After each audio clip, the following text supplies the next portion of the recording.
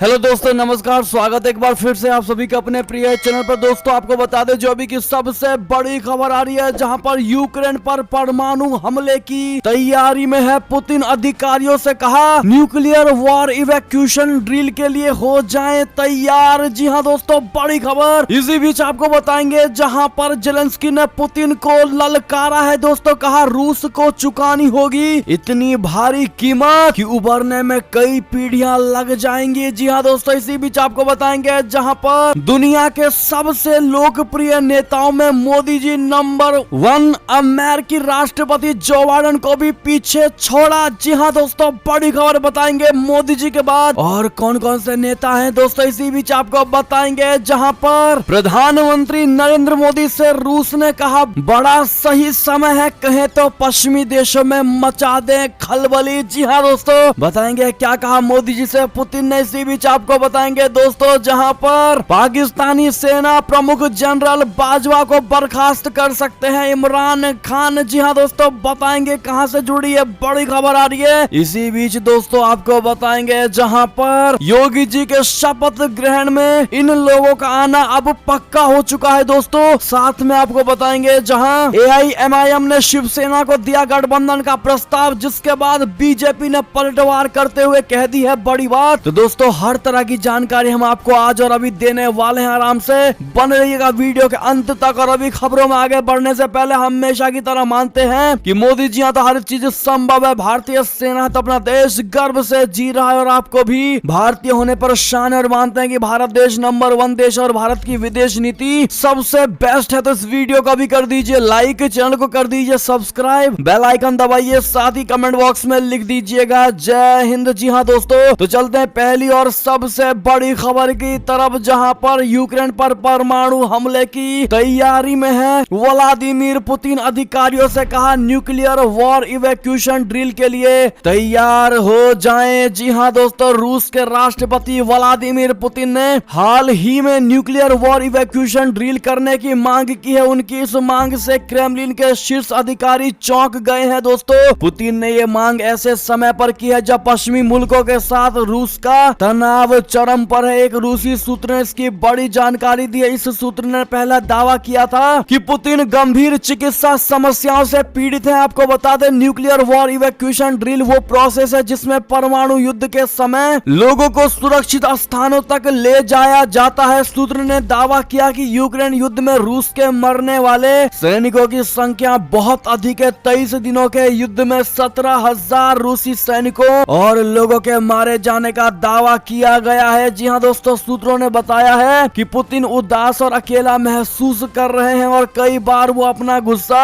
अपने करीबी लोगों पर उतार दे रहे हैं। उनकी लगभग किसी के साथ कोई बातचीत नहीं हो रही। जी हाँ दोस्तों, और ऐसे में यूक्रेन पर परमाणु हमले की तैयारी को लेकर ये सबसे बड़ी खबर थी। दोस्तों सबसे पहले हमने आपको ये खबर बताई, इसके लिए एक लाइक जरूर कर दीजिएगा, इस वीडियो को शेयर कर दीजिएगा। दोस्तों अगली खबर की बात करें, जहां पर जेलेंस्की ने पुतिन को ललकारा, कहा रूस को चुकानी होगी इतनी भारी कीमत की उबरने में कई पीढ़ियां लग जाएंगी। जी हाँ दोस्तों, यूक्रेन के राष्ट्रपति वोलोडिमीर जेलेंस्की ने कहा है कि रूसी सेनाएं बड़े शहरों को घेर रही हैं और इस तरह की दयनीय स्थिति पैदा करना चाहती हैं कि यूक्रेन के नागरिकों को उनका सहयोग करना पड़े। हालांकि जेलेंस्की ने शनिवार को चेताया है कि ये रणनीति सफल नहीं होगी और अगर रूस युद्ध को समाप्त नहीं करता है तो उसे लंबे समय में नुकसान उठाना पड़ेगा। यूक्रेन के राष्ट्रपति ने क्रेमलिन में रूस के राष्ट्रपति कार्यालय पर जानबूझकर मानवीय संकट पैदा करने का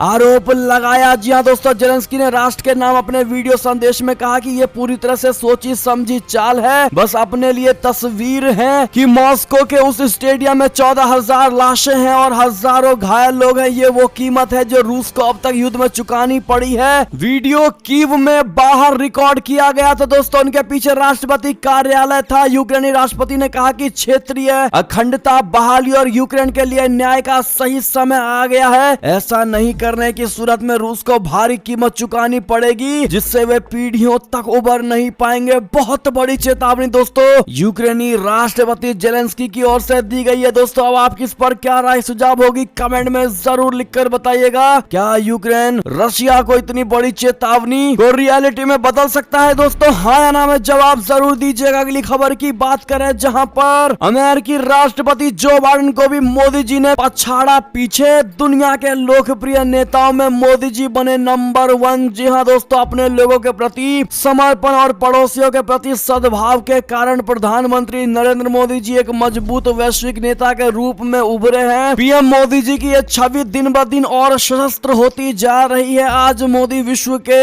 तमाम बड़े नेताओं का पीछे छोड़ते हुए सबसे लोकप्रिय नेता बने हुए हैं। दोस्तों, युद्ध काल में जहां दुनिया के तमाम नेताओं की साख घटी है, मोदी की साख लगातार बढ़ी है। दोस्तों, अमेरिकी data intelligence firm the morning consult के सर्वे के मुताबिक मोदी ने अप्रूवल रेटिंग में अमेरिकी राष्ट्रपति जो बाइडेन और ब्रिटिश प्रधानमंत्री बोरिस जॉनसन समेत दुनिया के 12 राष्ट्र प्रमुखों को पीछे छोड़ दिया है। दोस्तों, जनवरी में मोदी जी की अप्रूवल रेट बढ़कर 71% पर पहुंच गई थी, लेकिन अद्यतन सर्वे में ये बढ़कर 77% पर पहुंच गई है। पिछले महीने इस सर्वे में मोदी 71% रेटिंग के साथ नंबर 1 पर थे। दोस्तों, विश्व युद्ध जैसे हालात के बीच दुनिया के बड़े बड़े नेता 40 से 42% की अप्रूवल की रेटिंग पर अटके हैं, जबकि मोदी जी अकेले 77% के साथ दुनिया की पहली पसंद बन गए हैं। यानी एक ऐसा युद्ध जिसकी वजह से दुनिया की वैश्विक ताकतें घुटने पर आ खड़ी हुई हैं। हमने स्क्रीन पर दोस्तों ये डेटा दे दिया है, आप देख पा रहे होंगे मोदी जी की लोकप्रियता को दुनिया में कितनी ज्यादा पहचान मिली है। और ऐसे में दोस्तों, नरेंद्र मोदी जी के बाद ये बाकी सारे नेताज हैं। आप ये आंकड़े देख पा रहे होंगे। दोस्तों, नरेंद्र मोदी जी 77%, उसके बाद Andres Manuel Lopez Obrador Mexico के 63%, मारियो ड्रैगी इटली की 54%, ओलाफ स्कोल्जो जर्मनी के 45%। ऐसे ही दोस्तों,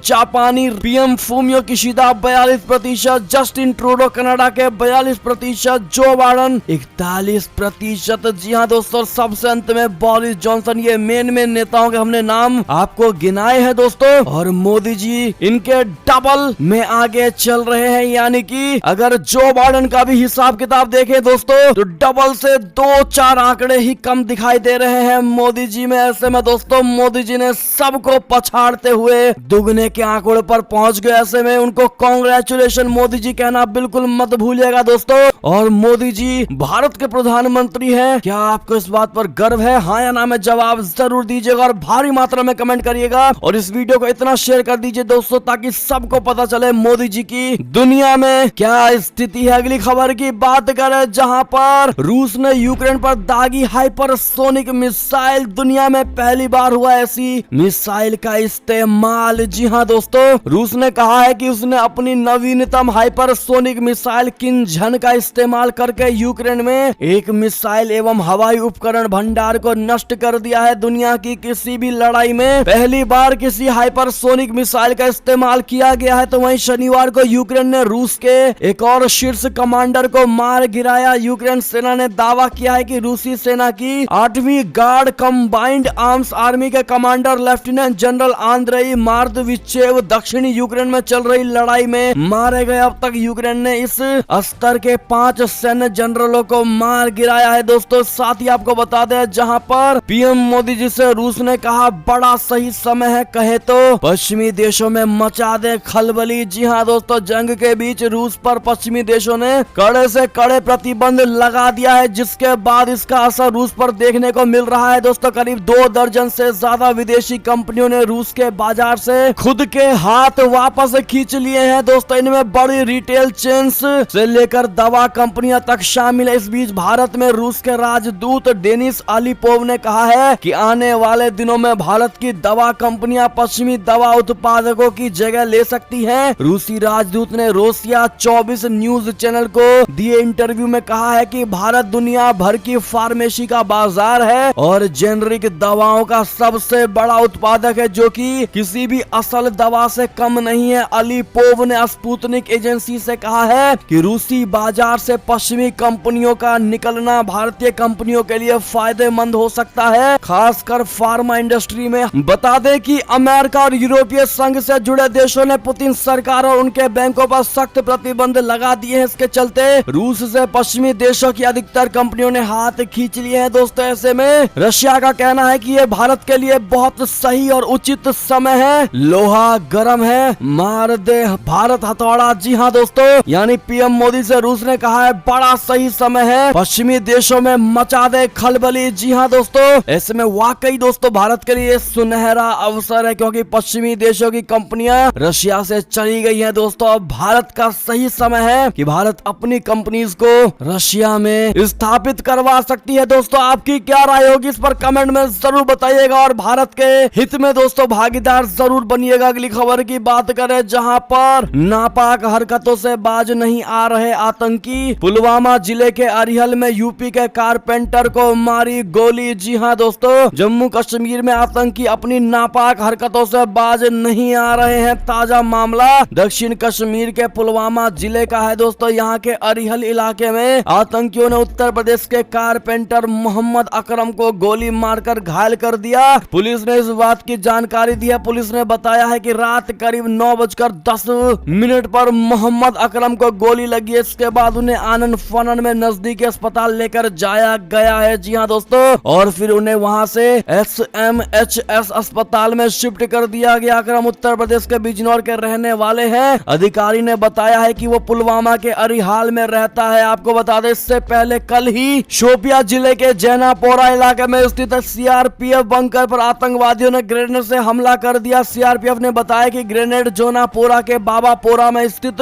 CRPF बंकर पर फेंका गया। पुलिस अधिकारी ने बताया है कि दक्षिण कश्मीर जिले के जैनापोरा इलाके के बाबापोरा में रात करीब 8:10 पर CRPF की 178 बटालियन कैंप पर आतंकियों ने ग्रेनेड फेंका। उन्होंने कहा कि ग्रेनेड विस्फोट में केंद्रीय रिजर्व पुलिस बल का एक जवान घायल हो गया है। दोस्तों ऐसे में गेट वेल सून जरूर कह दीजिएगा उस घायल जवान को। दोस्तों अगली खबर की बात करें, जहां पर जापानी पीएम से मिलने के बाद बोले पीएम मोदी, कहा अगले 5 साल में 3.2 लाख करोड़ का निवेश करेगा जापान। जी हाँ दोस्तों, जापान के प्रधानमंत्री फूमियो किशिदा इस वक्त भारत के दौरे पर हैं और शनिवार को उनकी मुलाकात पीएम मोदी से हुई। इस मुलाकात में दोनों राष्ट्राध्यक्षों के बीच आर्थिक और सांस्कृतिक संबंधों पर चर्चा हुई और कुछ समझौते भी हुए। आर्थिक दृष्टिकोण से जापान और भारत के बीच निवेश का एक अहम समझौता हुआ है। पीएम मोदी ने मुलाकात के बाद बताया है कि जापान अगले 5 सालों में भारत के अंदर 5 ट्रिलियन येन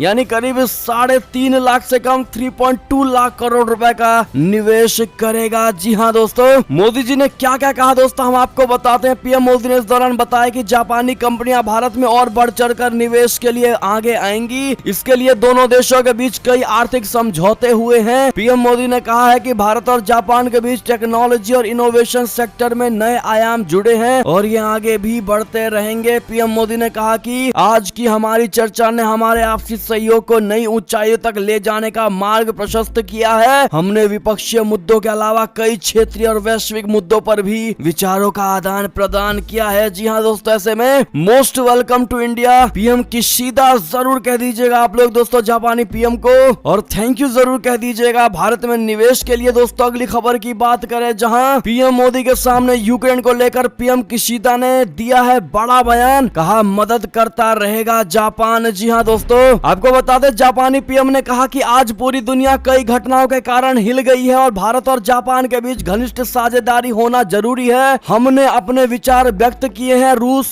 यूक्रेन में गंभीर आक्रमण के बारे में बात की दोस्तों, कहा हमें अंतर्राष्ट्रीय कानून के आधार पर शांतिपूर्ण समाधान की जरूरत है। अगली खबर की बात करें दोस्तों, जहां पर पाकिस्तानी सेना प्रमुख जनरल बाजवा को बर्खास्त कर सकते हैं इमरान खान, बड़ी अटकलें तेज हो गई। इसको लेकर आपको बता दें पाकिस्तान में सत्ताधारी पार्टी पाकिस्तान तहरीक इंसाफ यानी PTI में कानाफूसी करने वालों ने कहा है कि प्रधानमंत्री इमरान खान सेना प्रमुख जनरल कमर जावेद बाजवा को निशाना बना सकते हैं और बर्खास्त भी कर सकते हैं। साथ ही इमरान खान एक गैर विवादास्पद वरिष्ठ सैन्य अधिकारी को उनका पक्ष लेने और उनकी सत्ता को बचाने के लिए नियुक्त कर सकते हैं। फ्राइडे टाइम्स की रिपोर्ट में इसकी जानकारी दी गई है दोस्तों। हालांकि एक बहुत ही जोखिम भरा प्रस्ताव है। फ्राइडे टाइम्स की रिपोर्ट में कहा गया है कि 1972 में जुल्फिकार अली भुट्टो ने सेना और वायुसेना प्रमुखों को बर्खास्त कर दिया था और इससे दूर हो गए क्योंकि उन्होंने इसे अलग तरीके से किया था। अगली खबर की बात करें दोस्तों, जहां पर खतरे में इमरान खान की कुर्सी अपनों के साथ अब बिलावल भुट्टो ने दी है बड़ी धमकी। जी हाँ दोस्तों, पाकिस्तान किसान पीपुल्स पार्टी के नेता बिलावल भुट्टो जरदारी ने कड़े शब्दों में साफ साफ कहा है कि अगर 21 मार्च को संसद सत्र के दौरान अविश्वास प्रस्ताव पेश करने की रजामंदी नहीं दी गई तो वो और पार्टी के अन्य नेता सदन से बाहर नहीं जाएंगे। इसके अलावा कोई ओआईसी सत्र भी नहीं होगा। भुट्टो ने कहा कि अगर नेशनल असेंबली के अध्यक्ष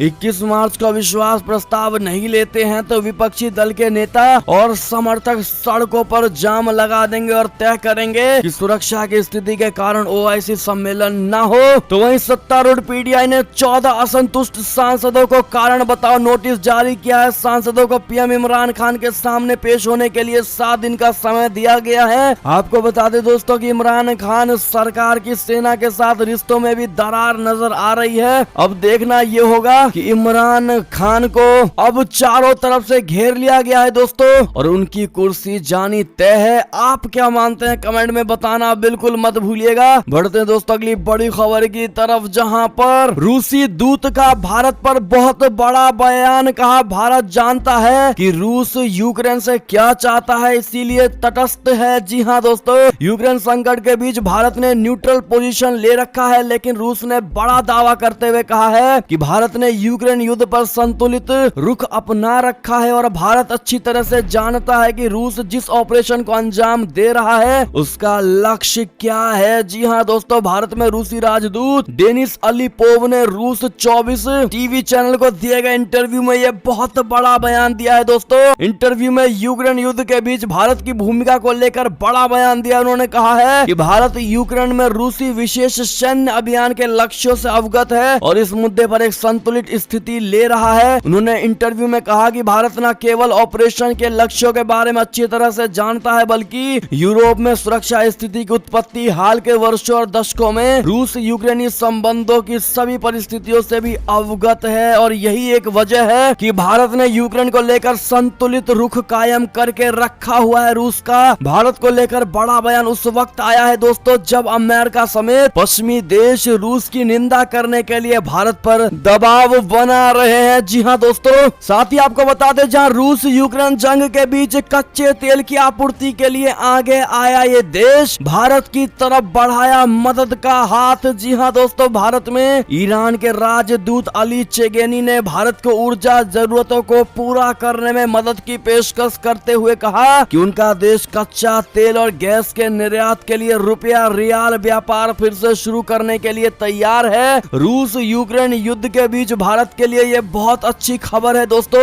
ईरान के राजदूत अली चेगेनी ने कहा है कि अगर दोनों देश रुपया रियाल व्यापार फिर से शुरू करते हैं तो द्विपक्षीय व्यापार 30 अरब डॉलर तक पहुंच सकता है। जान ले कि ईरान भारत का दूसरा सबसे बड़ा तेल आपूर्ति करता था, लेकिन पूर्व अमेरिकी राष्ट्रपति डोनाल्ड ट्रंप द्वारा ईरान पर प्रतिबंध लगाने के बाद भारत को आयात रोकना पड़ गया था दोस्तों। ऐसे में फिर एक बार भारत को ईरान की तरफ से बेस्ट ऑफर मिल रहा है दोस्तों। क्या भारत को बाजी मार देनी चाहिए, हाँ या ना में जवाब जरूर दीजिएगा आप लोग दोस्तों। एक जिम्मेदार भारतीय नागरिक होने के नाते कमेंट करके जरूर बताइएगा और भारी मात्रा में कमेंट करिएगा। इसी बीच दोस्तों आपको बता दें जहां रूस यूक्रेन जंग से इस इस्लामिक देश में भुखमरी का बड़ा खतरा, मदद के लिए भारत से लगाई गुहार। जी हाँ दोस्तों, रूस और यूक्रेन के बीच जारी भीषण जंग से दोनों देशों का गेहूं निर्यात अचानक रुक गया है, जिससे उनके गेहूं पर दुनिया के कई देशों में अचानक अनाज की भारी कमी पैदा हो गई और इन देशों में इस्लामिक देश लेबनान भी शामिल है। वो अपनी जरूरत का करीब 60% यानी 50,000 टन गेहूं रूस और यूक्रेन से खरीदता रहा है। अब दोनों देशों के बीच जारी जंग की वजह से गेहूं की सप्लाई बंद हो गई है, जिसके चलते लेबनान में अपनी आबादी को खिलाने के लिए गेहूं का रिजर्व स्टॉक लगातार खत्म हो जा रहा है। तुर्की की समाचार एजेंसी के अनुसार लेबनान की अर्थव्यवस्था और व्यापार मंत्री अमीन सलाम ने लेबनान में भारत के राजदूत डॉक्टर सोहेल एजाज खान से मुलाकात की। जी हाँ दोस्तों,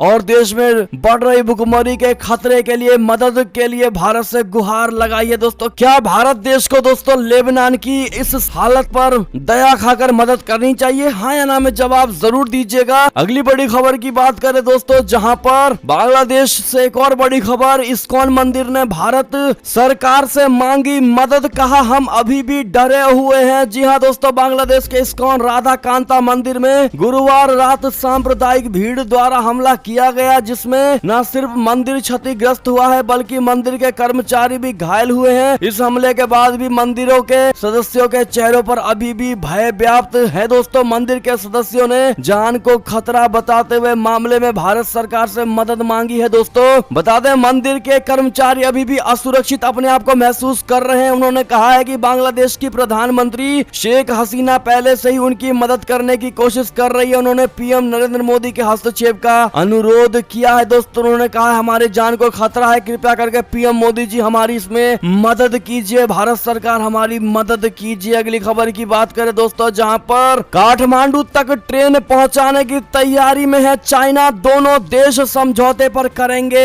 हस्ताक्षर। जी हां दोस्तों, चीन के विदेश मंत्री वांग यी 26 मार्च को नेपाल के दौरे पर जा सकते हैं। हालांकि अभी तक इसकी कोई आधिकारिक घोषणा नहीं की गई है, लेकिन संभावित यात्रा को देखते हुए एजेंडा निर्धारित किया जा रहा है। दोस्तों, ये रिपोर्ट काठमांडू पोस्ट ने दी है। रिपोर्ट के मुताबिक नेपाल अब की नए प्रोजेक्ट्स के बदले 2019 में चीनी राष्ट्रपति शी जिनपिंग की नेपाल यात्रा के दौरान साइन किए गए पिछले समझौतों को आगे बढ़ाने को इच्छुक है। जी हां दोस्तों, काठमांडू पोस्ट ने सूत्रों के हवाले से ये खबर दी है कि चीन नेपाल रेलवे प्रोजेक्ट की फिजिबिलिटी स्टडी करने के लिए एक समझौते पर साइन किया जा रहा है। इंफ्रास्ट्रक्चर और परिवहन मंत्रालय के सचिव रविंद्र श्रेष्ठ ने बताया है कि हमें केरुंग काठमांडू रेलवे की फिजिबिलिटी स्टडी के लिए एक मसौदा समझौता ज्ञापन प्राप्त हुआ है। नेपाल फिजिबिलिटी स्टडी करने के लिए पहले वादा की गई राशि के अलावा चीन से अतिरिक्त अनुदान की तलाश कर रहा है। अगर दोनों पक्ष सहमत होते हैं तो एक समझौते पर साइन किया जाएगा। अगली खबर की बात करें दोस्तों, जहां धर्मशाला